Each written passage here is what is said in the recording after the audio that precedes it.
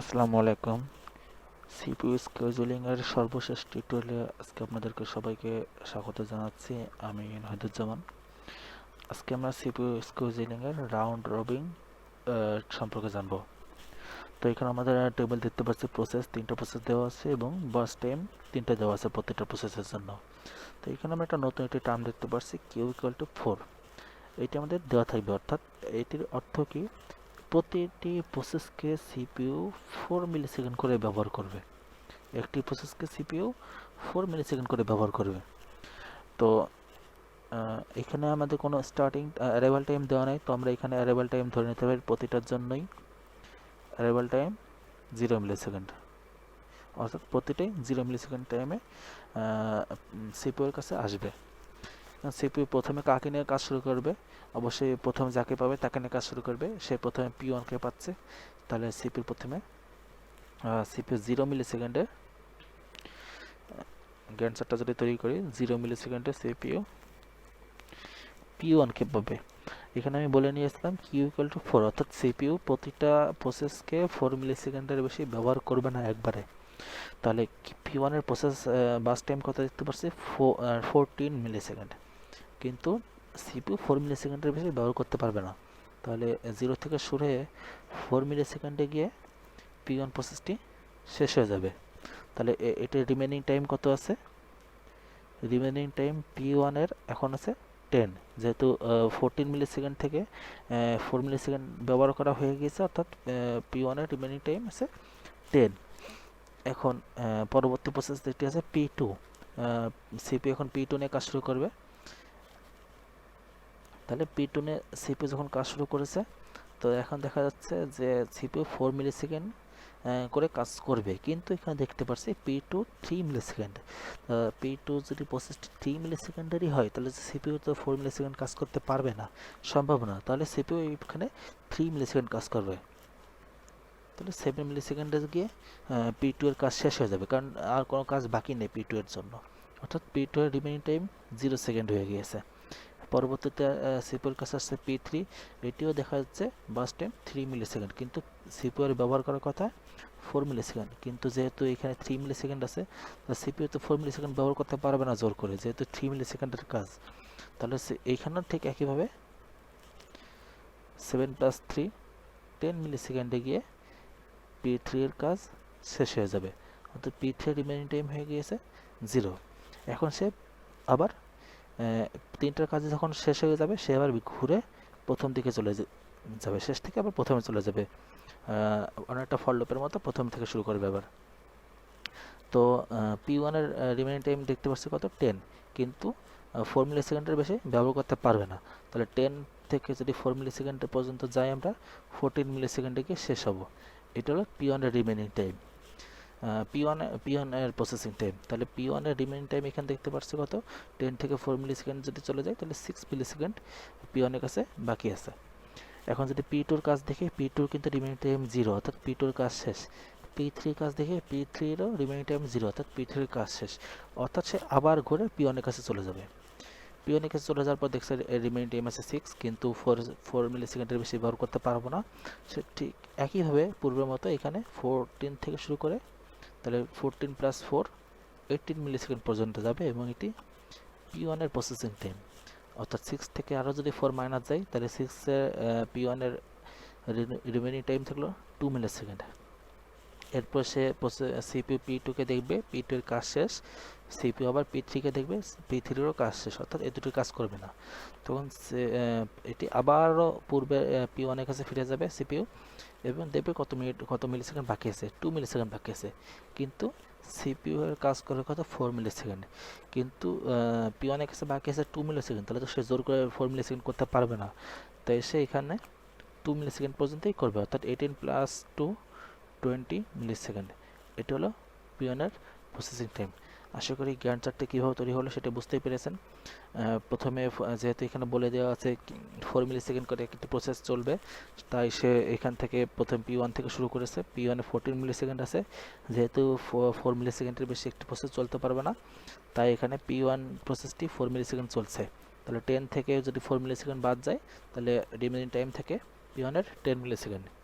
এরপর P2 এর ক্ষেত্রে বাস টাইম আছে 3, কিন্তু 4 মিলি সেকেন্ড চলবে, কিন্তু যেহেতু 3 মিলি সেকেন্ড আছে সেহেতু জোর করে 4 মিলি সেকেন্ড চালাতে পারবে না সিপিইউ, 3 এর বেশি তো চালাতে পারবে না 4 মিলি সেকেন্ড, তাই সে 4 থেকে শুরু করে এখানে 3 মিলি সেকেন্ডে চলছে, তো 4 থেকে 7 পর্যন্ত চলছে 3 মিলি সেকেন্ড, অর্থাৎ তারপর তাহলে P2 এর কাজ 3 - 3 0 হয়ে গেল রিমেইন টাইম, P2 এর কাজ শেষ এখানে। এরপরে পরে P3 এর কাছে যদি আসে তাহলে 7 থেকে P3 এর কাজ শুরু হবে, তো 7 থেকে যখন P3 এর কাজ শুরু হবে এইটাও দেখতে পাচ্ছি আমরা বাস টাইম আছে 3, কিন্তু সিপিইউ চলবে 4 মিলি সেকেন্ড, যেহেতু P2 3 এর বাস টাইম 3 আছে, তাহলে তো সে জোর করে 4 মিলি সেকেন্ড চলতে পারবে না, কারণ তার কাজই হলো গিয়ে 3 মিলি সেকেন্ডের, তো সে 3 মিলি সেকেন্ডই চলবে, বেশি চলবে না কমও চলবে না, 3 মিলি সেকেন্ড চলবে। তাহলে P3 এর কাজ 7 থেকে 10 মিলি সেকেন্ড পর্যন্ত 3 মিলি সেকেন্ড চললো এখানে, তাহলে P3 এর কাজও শেষ হয়ে গেল, রিমেইনিং টাইম 0 হয়ে গেল। এরপর সে ঘুরে আবার P1 এর কাছে ফিরে যাবে, P1 এর রিমেইনিং টাইম ছিল 0, কিন্তু সে 4 মিলি সেকেন্ডের বেশি চলতে পারবে না এখানে বলে দেওয়া আছে, তাই সে এখানে 4 মিলি সেকেন্ড চলবে, 10 থেকে 14 পর্যন্ত চলবে, তাহলে P1 এর কাজ হয়ে গেল, রিমেইনিং টাইম হয়ে গেল 6। এরপর যখন আবার ঘুরে আসবে, ঘুরে এসে দেখবে P1 এর রিমেইনিং টাইম আছে 6, কিন্তু 4 মিলি সেকেন্ডের বেশি চলতে পারবে না, তাই সে 14 থেকে আরও 4 মিলি সেকেন্ড যখন 18 পর্যন্ত চলবে, তাহলে 6 - 4 গেলে P1 এর রিমেইনিং টাইম থেকে 2। এরপর যখন আরেকবার ঘুরে আসবে, যখন P1 এর রিমেইনিং টাইম পাবে 2, এবং কিন্তু সিপিইউ এর প্রসেসিং টাইম দেওয়া আছে সর্বোচ্চ 4, তাহলে সর্বোচ্চ 4 এর বেশি যেতে পারবে না, কিন্তু কমতে আসতে পারবে, তাই যেহেতু 2 মিলি সেকেন্ড পেয়েছে সে 2 মিলি সেকেন্ডই সিপিইউ ব্যবহার করে ফেলছে, অর্থাৎ তারপর 20 মিলি সেকেন্ডে গিয়ে P1 এর কাজই শেষ হয়ে গিয়েছে, অর্থাৎ P1 এর রিমেইনিং টাইম হয়ে গেল 0। এখন এটি থেকে আমরা ওয়েটিং টাইম খুব সহজে বের করতে পারি পূর্বের মতো। আমরা ওয়েটিং টাইমের সূত্রটি জানি, starting time minus arrival time plus starting time minus last end time. আমরা সূত্রটাকে দুই ভাগে ভাগ করেছিলাম, এটি একটা অংশ এবং এই পুরোটাকেই একটা অংশ ধরেছিলাম। আমরা যখন প্রথম অংশটা কখন করব, শুধুমাত্র যখন গ্যান্ট চার্টে এক প্রসেস একটি মাত্র বার পাবো, অর্থাৎ একটি প্রসেস একবারই গ্যান্ট চার্টে ব্যবহার করা হবে, তখন আমরা সূত্রের প্রথম অংশটি ব্যবহার করব। আর যখন দেখব একটি প্রসেস একের অধিকবার ব্যবহার করা হয়েছে, তখন আমরা পুরো সূত্রটি ব্যবহার করব। আমরা যদি করি আমরা বুঝতে পারবো আরও ভালোভাবে। P1, P2 এবং P3 তিনটা প্রসেস আছে আমাদের কাছে। তো P1 এর ক্ষেত্রে দেখতে পাচ্ছি যে P1 প্রসেসটা কি একাধিকবার ব্যবহার করা হয়েছে। তো আমরা যদি সূত্র অনুযায়ী করতে যাই, তাহলে স্টার্টিং টাইম P1 এর দেখতে পাচ্ছি এখানে 0 মিলি সেকেন্ড, এবং এটার অ্যারাইভাল টাইম আমরা এখানে ধরে নিয়েছিলাম 0 মিলি সেকেন্ড। তাহলে P1 এর স্টার্টিং টাইম এখানে দেখতে পাচ্ছি 0 মিলি সেকেন্ড, এবং এটার অ্যারাইভাল টাইমও ছিল 0 মিলি সেকেন্ড, প্লাস সূত্রের প্লাস, এবং P1 দেখে আরও কোন জায়গায় শুরু হয়েছে, কোথায় শুরু হয়েছে, এখানে দেখতে পাচ্ছি P1টি শুরু হয়েছে 10 মিলি সেকেন্ডে P1 শুরু হয়েছে।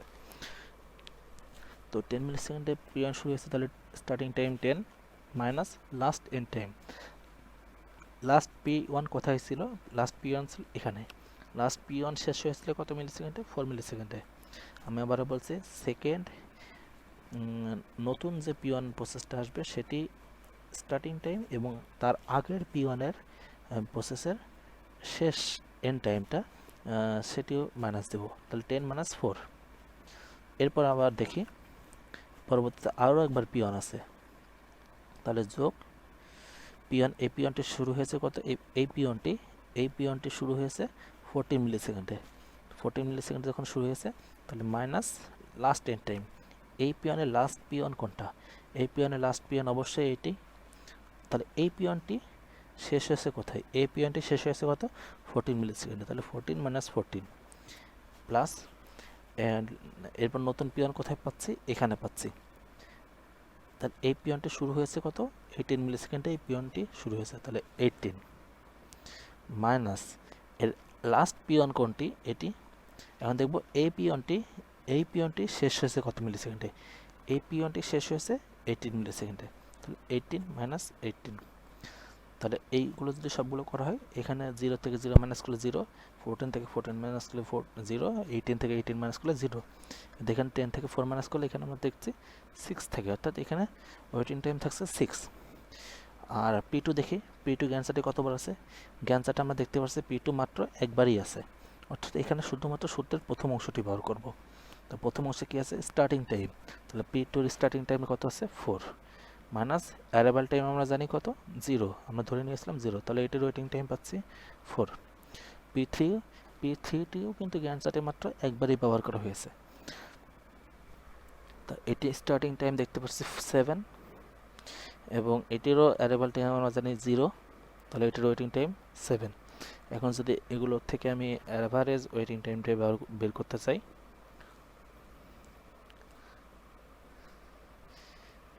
অ্যাভারেজ ওয়েটিং টাইম, তাহলে 6 plus 4 plus 7 divided by 3, 17 divided by 3,